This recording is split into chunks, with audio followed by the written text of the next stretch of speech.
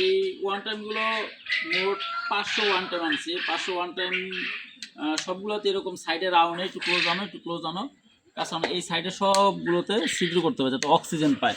আর যদি অনেকে নিচে ছিদ্র করে, কিন্তু নিচে ছিদ্র করলে কি হয়, এটার উপরে যখন আরেকটা দিব তখন এই অক্সিজেনের রাস্তাটা বন্ধ হয়ে যায়। তো আমরা কখনো নিচে ছিদ্র করি না, সাইডে ছিদ্র করলে উপরে যখন স্টিক দেবো একটার উপরে একটা, তখন এই অক্সিজেনের পয়েন্টগুলো বন্ধ হওয়ার সম্ভাবনা থাকে না।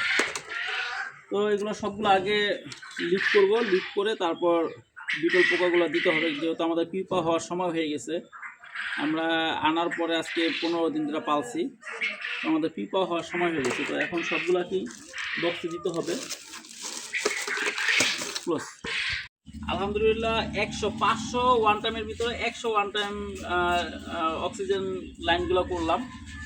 তো লাঞ্চের টাইম এখন আর বাকিগুলো করা সম্ভব না। তো যে 100 করছি এই 100 পর্যন্ত আগে বক্সিং করি, এর পরেরগুলো আবার পরে করে নিব। আমি প্রথমবার, আমি আগে কখনো এটা চাষ করি নাই, এই প্রথমবারের খামার। তো যদি এই ব্যাপারে কেউ কোনো পরামর্শ আমাকে দিতে চান, একটু দয়া করে আমার কমেন্ট বক্সে পরামর্শ দিন। আমি এটা এই যে এখন যে পিপাটা করতেছি, আসলে কি এটাই কি সাইজ, না আরও দেরি করার দরকার ছিল? এই সাইজে কি পিপা হবে? আমি শিওর না। যদি এই ব্যাপারে কিছু জানেন কেউ, আমাকে একটু নক করবেন।